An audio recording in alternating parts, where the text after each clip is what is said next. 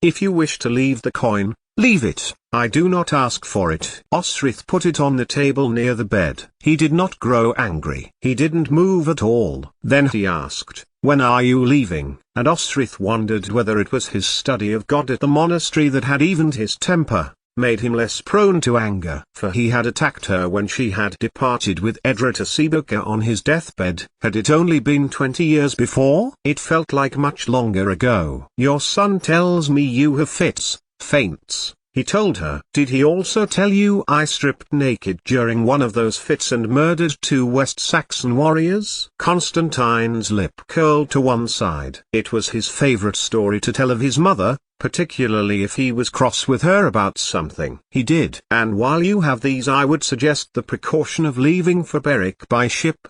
He crossed to the window which gave a good view of the Forth River. "Domhnall sails down the coast tomorrow, for patrol. Could you wait until then? I would have you safely back to your lands." Her lands, Osrith noticed. He could have said Sainid's lands or Finan's lands, but he chose to remind her they were her lands. And she wanted to ask about Brehon law, but Constantine would probably persuade her to seek counsel from Chaldees and the learned monks. It didn't matter. It was foolish thinking if she thought that she could claim the lands formerly known as Rusht. "Thank you," Osrith told him, "for being here." Constantine smiled. "You can come as you wish, you can stay as you wish," he told her. "This is your home, Osrith. How could it not be?"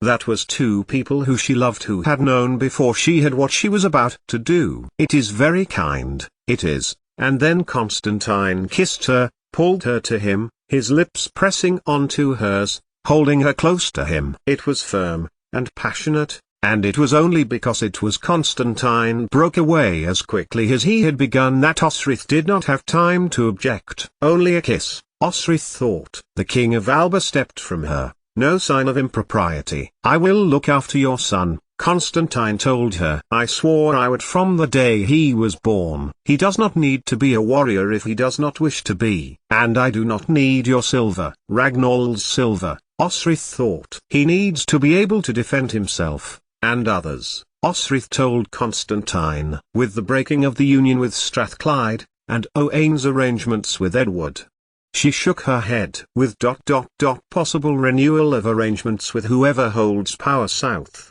there may be conflict on your eastern border." And then, Osrith thought, what would she do, if she ruled the ancient lands? "Ha!" Constantine told her. "There is no eastern border, there never was. Ask one person where Owain's lands end and mine begin and you will get a different answer to another and another." "You have a different strategy," Osrith guessed. "I send men, diplomats, to remind the Strathclydians that they have more in common with the Gaels and the Picts than the Saxons to their south." A campaign of hearts, Osrith thought. And if what Edra had told her was true, the campaign was into her land. A third thought realized that Constantine's daughter, his adopted daughter, had chosen the same method her father had for dealing with the Strathclydians. "I wish I would be here to go with whoever you send." "I will send people like young Finan, Osrith," he told her, "to remind them of the culture we all share." "If he wishes to go, I'm not asking. I'm saying," Osrith told him, "as long as he can wield a sword in defense,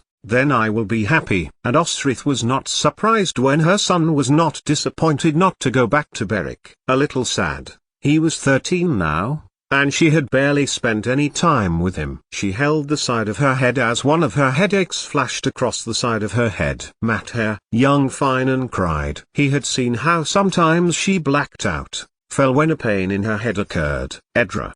He cried again, calling to his sister who had been on her way to the boats to take her to Chaldees. They happened less often now, but were no less debilitating. For the sake of her children, who were fussing over her as if she were a girl with a sprained ankle, she conceded to wait another day, not least so that young Finan could say goodbye to Caltigar and Bean. "Will you visit soon?" he asked, and Osrith knew the question was for them rather than her. Her warriors looked to Osrith. "Yes," she answered, "we can come north again." "And you to Berwick?" It was then she saw his face fall. "Must I?"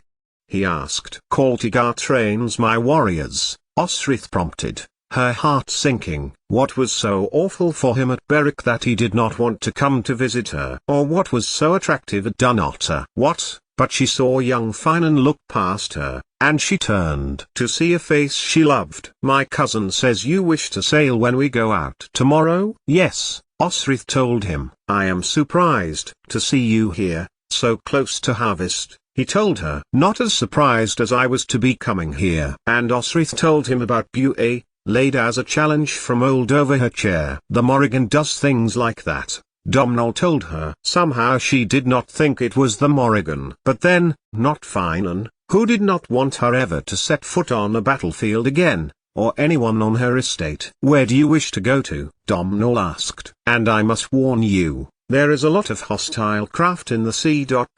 Frisian, West Saxon, Norse, Dane. I would be grateful if you would take us to my harbour," she told Domhnall, and explained that young Finan was to remain at Dunnottar, but her 2 men would accompany her. Hostile craft were nothing to things she had faced before. Heston accosting Ulfanthgert while they took her to Hampton had been worse. And she has had one of her fits, young Finan told him, before Osrith could stop him. A look of concern passed over Domhnall's face. "You will take no part in any hostilities either," he told her, looking as if he would have argument if Osrith began one. And that was it. In the morning, with prompt farewells, Osrith got into the Trinity and was rowed down the Forth. 88,888,888. A hot day was replaced by a cold night as Domhnall led his fleet to the mouth of the estuary. It was sheltered there, and all could rest. Osrith sat at the stern of the ship and,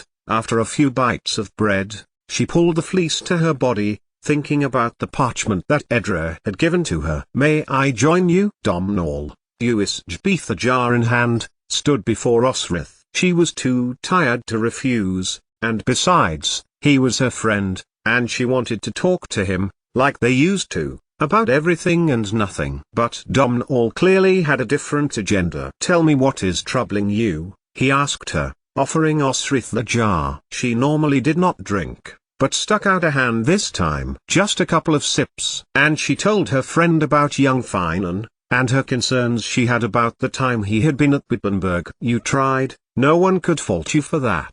"But what?" Osrith asked, truly lost. "It is widely believed young Finan is Constantine's," he confided. "I am sorry to say it, but the rumour has been hard to eradicate." Osrith sighed, passing him back the jar. "I wonder if Finan has heard it," she murmured. "I do not believe Finan knew I can chop our wood with a problem." And she thought, would he be cruel like that? Of course he would. He had 4 years of opportunities to treat her son badly. "You took him home, Osrith," Domhnall said. And Osrith sat closer to her friend, and looked up to the stars, tracing patterns with her finger. Was that really true, what Edra had told her? She pictured her mother, and thought of the rhymes she had taught her. Yantan tethra methra ... pump, sethra hethra hothra nuthra dick. Yan dick, dan dick, tethra dick methra dick bumfit ... yan bumfit, dan bumfit, tethra bumfit, methra bumfit, jiggot. And there was another ... aorn cant, door cant, try ...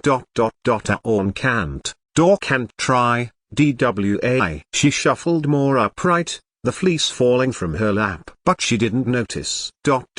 counting to 20 in sheep, all the way up to 50. Was that her 50 heights? And 100, 200, 3, 100, 203, for you. Osrith sat up. Did her mother know? Had she been trying to tell her in rhyme, as she spoke to her daughter softly at bedtime? Elfric had forbidden Jitha from even acknowledging Osrith. Edra, as she had been baptized, was she teaching Osrith her birthright? What?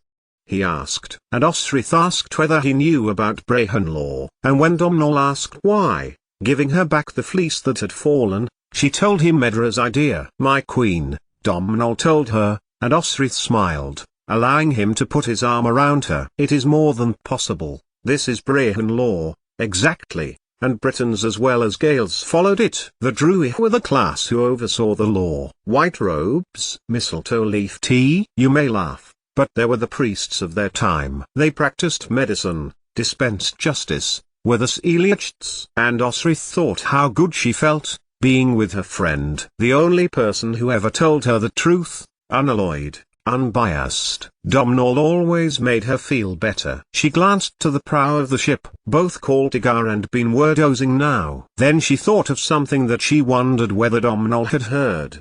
Did you know that Ealasaid's grandchildren were really Ragnar and Gisela, son and daughter of Sigtryggr and Stjora?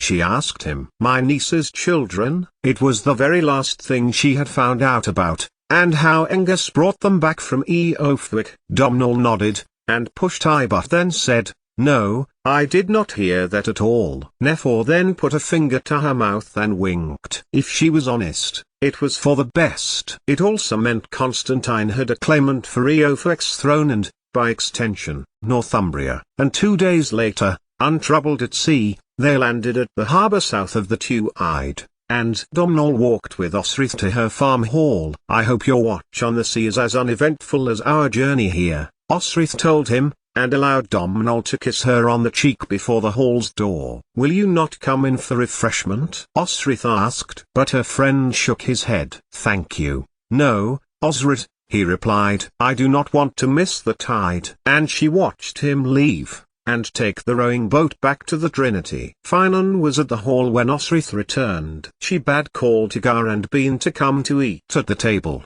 Rhea was delighted to see her husband, and while she was eating her bread, he say beside her, Can you understand how worried I was, coming back and finding out you had ridden off with young Finan? Kaltigar, Bean, please take your food to the armory, Osrith told them, which, if she had been in a different position, she would have been pleased that they now had. And, when they had gone, told Finan how she had been challenged to leave to war, and reasoned that her war was north. Why was he here? The Uineal scum? Finan thrust his arm towards the sea. But Osrith had questions of her own. She stood up, and took the boiled water she was drinking and tipped it into the fireplace, making the wood fire sizzle. Why did young Finan not learn as he should have, with you and Utad? What? Finan asked, and the stopped, inhaling deeply. I am pleased to see you, he added. Then crossed the floor and took Osrith in his arms. And the last few weeks faded to nothing because her husband's lips were on hers and he wrapped his arms tighter around her. Then he broke off and put his mouth to her ear. When I saw you gone,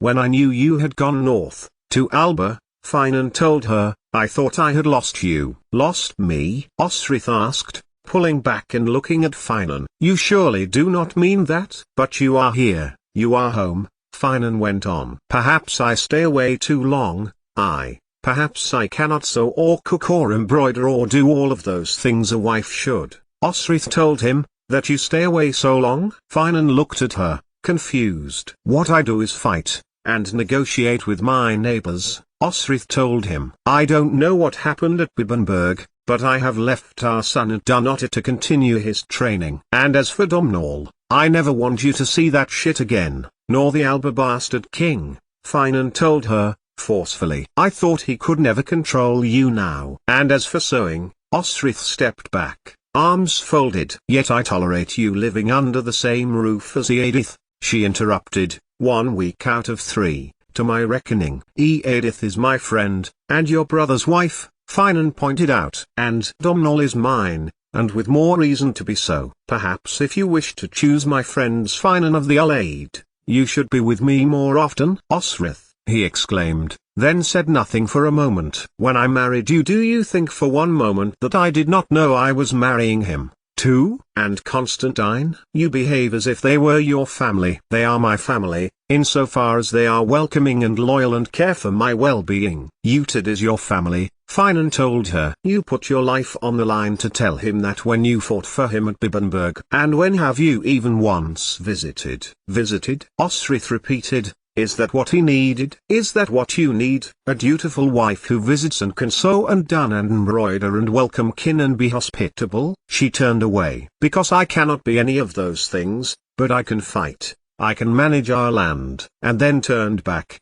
resentful, because she hated it when Finan Rod were away. And maybe after all I could have made a better job of teaching young Finan the sword. Finan, what happened? He is your son. yours. I have done many distasteful things to keep him somewhere safe all of his life. A clash of personalities, Finan said. They did not get on, Utad, and young Finan. And you let him stay all that time? He would not leave, Finan told her. He said he would be disappointing you. Osrith, Finan persisted, he is no warrior, and you want to make him one. And there was a lot of pressure for him to learn. He is as Eliached, and relief flooded Osrith, who could accept anything as long as Finan accepted his son. And you are not disappointed? No, Finan told her. It is an honor to be a storyteller. It has power. He was blessed coming into this world. I just wish I had been there when he arrived. And he stepped to Osrith again and took her once more in his arms. Will you come? Just once to Bibbenberg? Osrith asked. If the Lord invites me, and I will not see Domhnall again if it pleases you. You will, Finan told her, just remember me, sometimes. I remember you always, Finan Moore. I remember lying guarding Edward's door thinking of your face as you charmed the breeches off the Saxon who thought you were going to kill him over faulty clay pots. How could I not have loved you? You who made me laugh when my days were grey. And the Lord and the Lady of Berwick kissed one another as if they were the last two humans on earth, the Lord bringing the lady into his arms and carrying her up to their room. After they had reunited in their own bed several times, Finan traced a finger down her body, before kissing her again. Come, to Bibbenberg, he told her. I will tell Utad you are waiting on an invitation. When are you going? Osrith asked. Because Finan always spoke of Bibbenberg before he left for it. And she felt the distant ghost of annoyance because she had finally admitted that she felt resentful that Edith saw far too much of her husband. It was not resentment. Let her admit to herself that it was the distasteful emotion of envy. Down the coast, Finan told her, Ethelhelm's ships are making a play for Dominaton of Northumbria. They have Wessex support and if they can get Northumbria it only takes Mercia to yield. He hopes to revive the freed of any order pro-independence in Mercia. Are there any? Osrith asked, because they would be fools to support Ethel if they truly want independence. There is also the Queen. She is in danger, as are Edward's two sons. They have fled into hiding. And Osrith kissed her husband, the deepest and most emotional kiss that she had ever shared with him. I do not have to go until tomorrow, or the next day, even. In the morning. I understand, Osrith told him, answering his unspoken statement that would have involved the words, you know I swore an oath. I understand too, Finan told her, that you Neil bastard will always be in your life. And the King of Alba. Just don't tell me that I have to like it. And he stroked her hair, which had lengthened to her shoulder in 4 years. So she was content. 2 days later, when she watched her husband ride out beyond their borders, following the coast round past Lindisfarne and beyond, to the imposing fortress of Bibbenberg, and when she was sure Utad and his men would have left, and gone wherever it was that he had taken them, that was when she headed south. 88,888,888 Osrith. The surprise in the voice of the Lady of Bibbenberg was genuine as Osrith walked in through the western land gate. It was a mistake, Osrith knew. But, she was the Lady of Berwick, and neighbors had to be neighbors. Please, come with me, to the hall, she told Osrith, and blinked a few times when Osrith followed with learned familiarity, not as a guest, but as returning kin. She asked for ale and for bread. And Edith sat with Osrith at the table over which Osrith had threatened Wiher when the West Saxons and Mersons had been besieging it, where she and Wiher had say years before that, when she had been reconciled with him, where she had once sat, in a corner, watching her uncle Alfric host one lord or another, where she had looked out to sea. Osrith glanced the now. Had the vista been north, she might have seen something unfolding that would have made her flee Bibbenberg, flee to help the stricken. I remember you at Aylesbury, she told Osrith, brightly. Eardgulf, she faltered. Eardgulf had let me collect flowers in the garden. And I saw you. I am sorry I killed him, Osrith told her politely. I am sorry to say I am not sorry, Edith told her. He murdered Etheliard under it all. I liked the Lord of Mercia, sometimes. And how is everything? Osrith asked, noticing the sun had inched diagonally up the sky. Not far enough yet to excuse herself, else be seen as rude. I get on with my work. People from the villages come and I help them where I can. And she told Osrith of her sorrow that they had not been blessed with a child. He is angry with me now. There is a lot of unrest, the death of the King of Wessex, and I told him I wanted him to be safe. Osrith smiled, then saw that Edith was giving her a strange look. She thought Osrith was mocking her. It is funny, Finan said the same to me, she explained. Do you think we are safe here? Edith asked, suddenly. There have been a lot of raids along the coast. She saw Osrith's face. As you know, Ethelhelm's ships, Osrith told her. They had seen half a dozen waving his banner just on the journey from the Forth to Berwick. Uthed spent all his life trying to get this fortress back, and it took Mersons and West Saxons and Scots and me all helping him. Osrith told Eadith, I think these walls will be safe for you and Uthed and his men. And Eadith got her tone, and leaned towards Osrith. Eyes widened. Finan was very kind to me once, she told Osrith. We travelled to Cymru, and I was treating Uthed. The blade I spite had pierced him, from to Tenhulg. I wanted to cure him, I needed to, with all my skill. Finan took me to one side, I remember, Osrith thought, and told me I could do it. I had the skill. It made all the difference to know he believed in me when I did not believe in myself. Eadith inhaled, as did Osrith. It made it no better, though he came home to Osrith regularly enough, to her bed. But she was also realistic. Finan was a man, and men had their desires. She would accept Eadith's word, of course, but she did not trust the woman, and she would not now ask what had happened with young Finan. It was irrelevant now. She and Finan were united in their acceptance of his training in Alba. Osrith withdrew her chair suddenly, and got to her feet. I am sorry, with whatever has made you stay away from here all this time, Eadith told Osrith. I only hope we can resolve to be better neighbors. Better neighbors, Osrith thought, bitterly. And I bet she sewed her own embroidery, and could knit and cook, and do all those things that a wife should do. He is angry with me, Eadith told Osrith. So very angry. When I asked him to be at home, I help the poor, but I can still feel his anger. And Osrith felt suddenly very sorry for this woman, who her brother had seduced away from her land and the people she knew,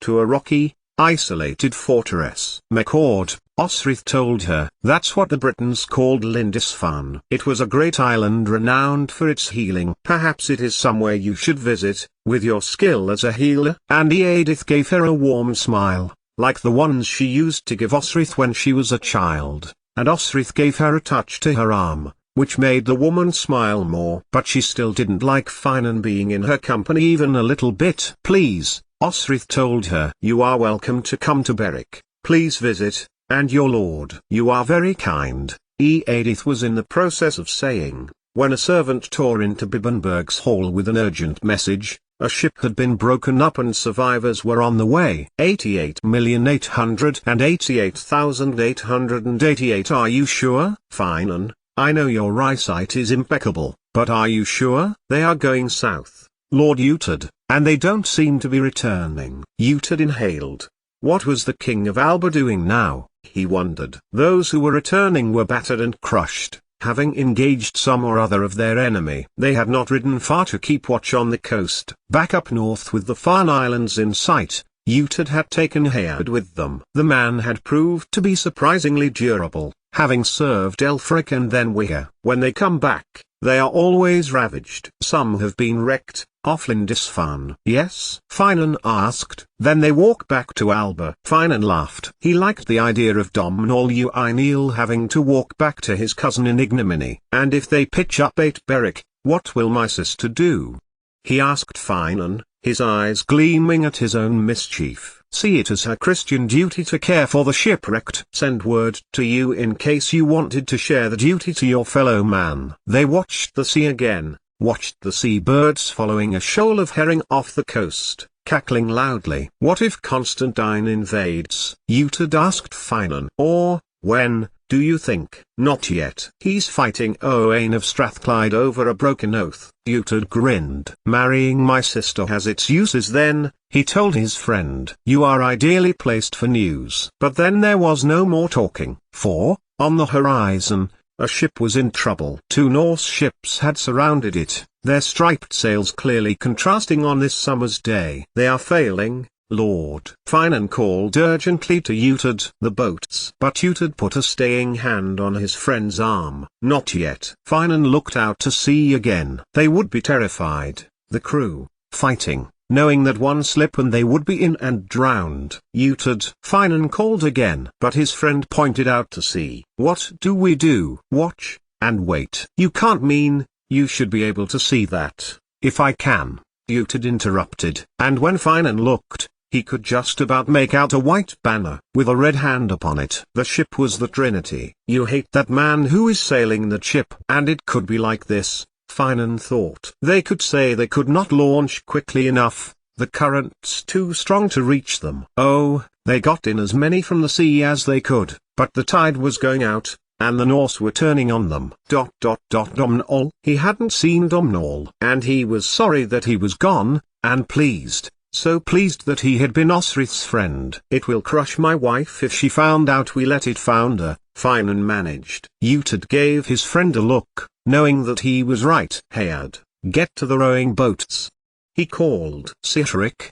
get the first one out, Osferth the other." One thing that was true, that the sea was indeed rough. As they pulled the oars the waves drenched them. "In ye get," Finan said, as he pulled a sailor into the boat. "And you," he said to another. In all, they rescued 13. He hoped he might not see Domhnall, but as they retreated, he saw that, with his standard in hand, Domhnall Uineel looked back to his ship, being broken to pieces by the Norse. It was only when they got to the beach that he looked up to their saviors. All of his men had been saved, he realized, when he saw two pulling themselves up onto the beach. "Lord Utad," Domhnall said, "I am grateful that you saved the lives of my men, and my own." "Lord Domhnall," Utad told him, "you are a long way from your own coast." And he gestured towards the horses on the higher ground, which Berg was guarding. "Can you ride?" "I am sure we can," Domhnall told Utad, his long wet hair whipping his face, and making eye contact with Finan. "King Constantine will." "King Constantine?" Utad interrupted. I am sorry, I think you misunderstand. You are not going back to Alba." He looked south, to his fortress. "You're coming with us, as guests." "To Bibbenberg."